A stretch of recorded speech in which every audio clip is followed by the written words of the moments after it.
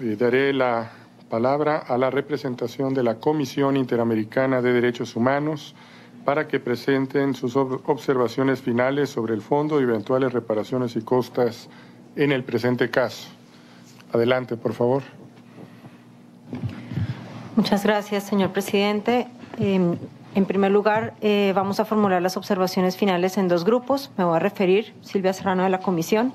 a las cuestiones relativas a las violaciones a los derechos a las garantías judiciales, protección judicial y las disposiciones relativas a investigación de la Convención Interamericana para Prevenir y Sancionar la Tortura y la Convención Interamericana sobre Desaparición Forzada, y luego el asesor Cristian González abordará las cuestiones relativas a la calificación jurídica como tortura y desaparición forzada en este caso. Con su venia, señor presidente, en cuanto al primer punto, el Estado tomó conocimiento de la desaparición de los señores Arrom y Martí entre el 19 y el 23 de enero del 2002 a través de los dos habeas corpus presentados por sus familiares y a través de la gran difusión que estos hechos tuvieron en la prensa. En el marco de los habeas corpus, las autoridades se limitaron a enviar oficios para que se informara sobre órdenes de captura vigentes y posibles lugares de detención. Frente a la respuesta negativa sobre la privación de libertad de las víctimas y sin tomar en cuenta que precisamente podrían estar detenidos de manera clandestina y fuera de la institucionalidad, los habeas corpus fueron rechazados sin que se hicieran esfuerzos adicionales para dar con su paradero. Además, se tomó en cuenta que existía orden de captura vigente como elemento para la improcedencia del habeas corpus. Con base en lo anterior, la Comisión consideró que las acciones de habeas corpus fueron inefectivas para responder con la inmediatez y diligencia reforzada requerida frente a una posible desaparición forzada como mecanismo para resguardar la vida e integridad de las personas. El Estado alegó en su contestación que las limitaciones con las que operó el habeas corpus se debieron a la propia regulación a nivel interno. Sobre este argumento, la Comisión solicita a la Honorable Corte tomar en consideración la posible aplicabilidad del artículo 2 de la Convención Americana en cuanto al deber de adoptar disposiciones de derecho interno respecto del habeas corpus, de manera que sea compatible con su jurisprudencia recientemente reiterada en el caso Alvarado Espinosa y otros contra México sobre la manera en que el habeas corpus debe operar como un mecanismo idóneo y efectivo capaz de prevenir o hacer cesar una posible desaparición forzada, tomando en cuenta sus características particulares. La investigación penal fue iniciada desde la denuncia interpuesta por los familiares, a pesar de que se encuentra probado el conocimiento estatal de la desaparición desde días antes. Una respuesta inmediata y oficiosa por parte del Estado ante dicho conocimiento en las primeras horas y días era aún más imperativa a la luz de las limitaciones del habeas corpus como mecanismo para responder a una posible desaparición forzada en los términos en que el Estado reconoció en su contestación por escrito. Asimismo, en cuanto a la posible tortura, la obligación de investigar surgió, al menos, desde la cobertura del rescate con lesiones visibles, lo que debió constituir razón fundada en los términos de la Convención Interamericana para Prevenir y Sancionar la Tortura. A pesar de ello, la investigación por tortura inició con las querellas interpuestas por los señores Arrom y Martí. Un punto central del análisis de la Comisión, como se ha dicho, con implicaciones en la calificación jurídica de los hechos como tortura y desaparición forzada, es la falta de investigación diligente y efectiva de los indicios de participación estatal. Estos indicios pueden enumerarse en cuatro grupos. El primer grupo se relaciona con las narraciones de Juan Arrom y Enuncio Martí, quienes en sus declaraciones identificaron a ministros, fiscales y miembros de la policía de manera consistente. El segundo grupo se relaciona con las múltiples declaraciones de otras personas que también identificaron diversos grados de conocimiento y vinculación de agentes estatales con los hechos. Dentro de estas declaraciones se encuentran las de vecinos del lugar de detención, periodistas y otras personas. Los agentes estatales nombrados en estas declaraciones coinciden con los nombrados por las víctimas. El tercer grupo se relaciona con los múltiples elementos que evidencian que los señores Arrom y Martí eran sospechosos del supuesto vínculo con el secuestro de la señora Bordón y estaban siendo sometidos a vigilancia. Y el cuarto grupo se relaciona con los indicios que apuntan a que fiscales tenían conocimiento de la detención de Juan Arrom y Enuncio Martí, en particular lo indicado por el defensor del pueblo adjunto, quien reiteró lo anterior mediante la affidavit que consta en el expediente. La Comisión considera que estos elementos, tomados en su conjunto, activaron un deber de diligencia reforzada por parte del Estado para desvirtuar los indicios de participación de sus agentes. Como la Honorable Corte pudo escuchar de la declaración del fiscal Edgar Sánchez, las autoridades que condujeron la investigación se enfocaron en la confrontación de los testimonios de cargo y de descargo, brindándole total credibilidad a las de descargo y desechando lo narrado por Juan Arrom y Enuncio Martí bajo el argumento principal de que no corroboraron sus dichos, trasladándoles indebidamente la carga de la prueba.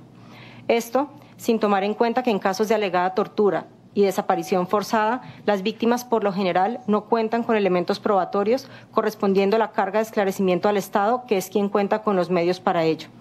Este enfoque inconvencional afectó la investigación al punto de que el propio fiscal reconoció en esta audiencia que no dio mayor valoración ni se profundizaron pericias sobre las evidencias recabadas en la escena del crimen, siendo estas las diligencias más básicas bajo los estándares mínimos de debida diligencia. Cabe mencionar que, según se escuchó en esta audiencia, tales evidencias habrían sido recabadas por una de las fiscales nombradas por la Defensoría del Pueblo. La orientación e inadecuada distribución de la carga probatoria en la investigación quedó reflejada en las motivaciones del Ministerio Público en su solicitud de sobreseimiento y ratificación de sobreseimiento, en la cual, frente a versiones contradictorias derivadas de los testimonios, se incluyeron valoraciones como la existencia de un, cito, estado de certeza incuestionable, cierro la cita, sobre la no responsabilidad de los agentes estatales.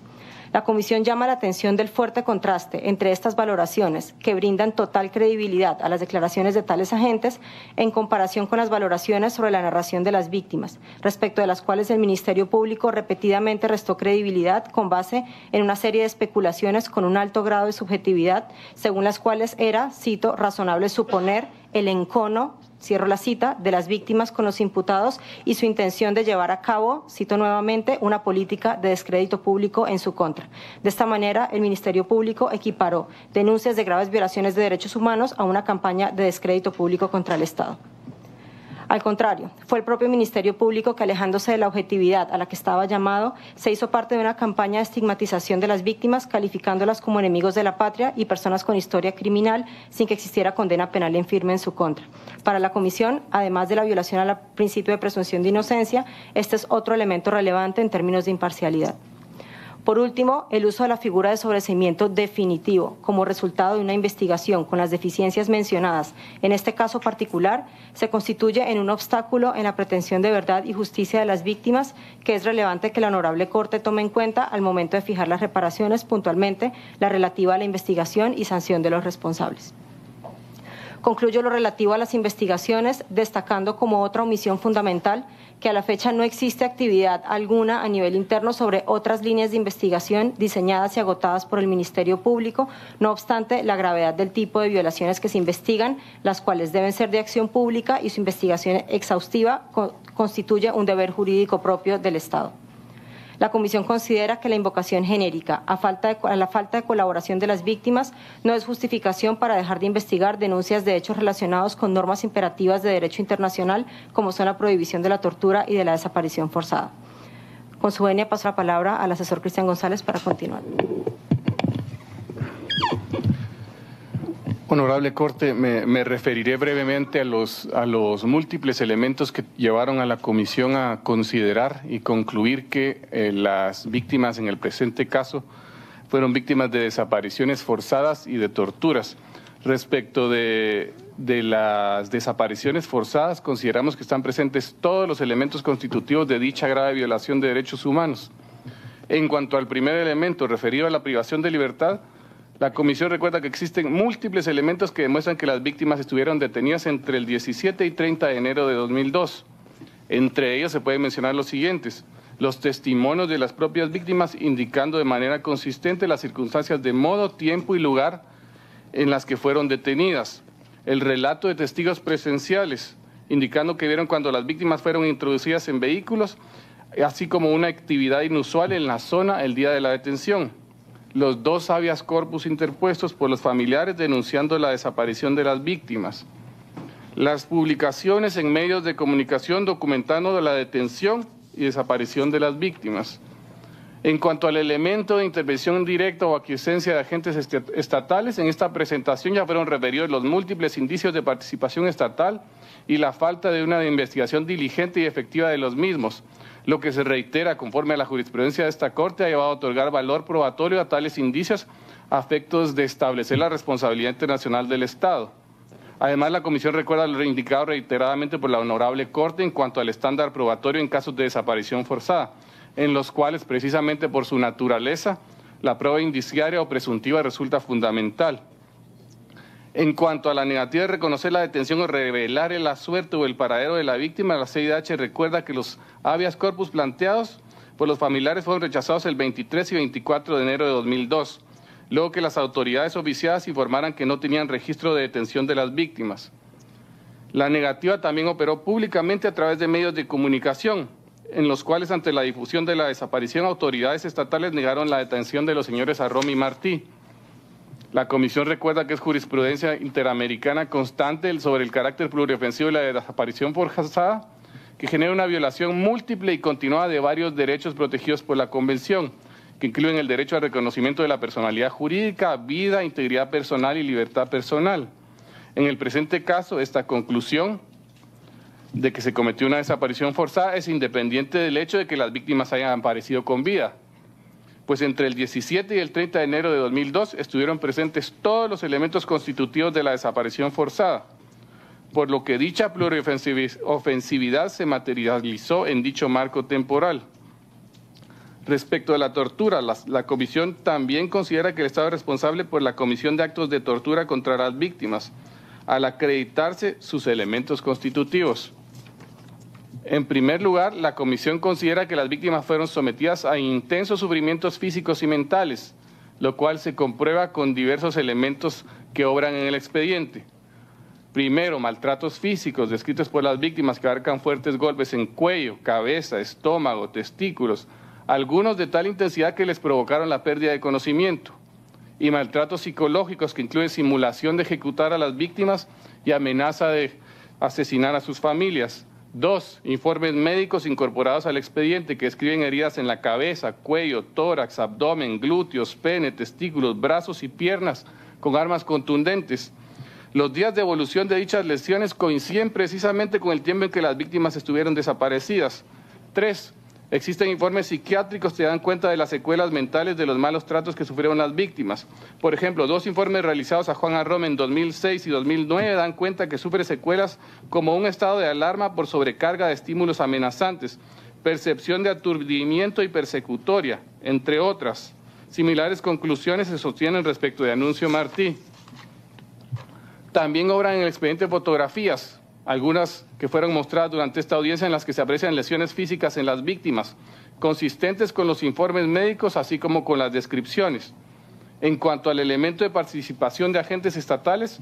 la Comisión se remite a lo ya indicado reiteradamente en esta presentación y que resulta aplicable tanto para la desaparición forzada como para la tortura. Finalmente, respecto del elemento de intencionalidad y que las torturas sean cometidas con determinado fin o propósito, la Comisión recuerda que, de acuerdo con los testimonios de Juan Arrom y Anuncio Martí, las personas que los detuvieron tenían como propósito que se autoinculparan o que confesaran su participación en el secuestro de una persona, así como obtener información sobre sus actividades políticas. La intencionalidad se desprende claramente del tipo de actos a los que fueron sometidas las víctimas. Por todo lo anterior, la Comisión consideró que en el presente caso se encuentran acreditados los elementos de la tortura, por lo que estableció la responsabilidad internacional del Estado por la violación de los artículos 5.1 y 5.2 de la Convención Americana y los artículos 1 y 6 de la Convención Interamericana para prevenir y sancionar la tortura. Muchas gracias, honorable Corte. Muchas gracias a la representación de la Comisión Interamericana de Derechos Humanos.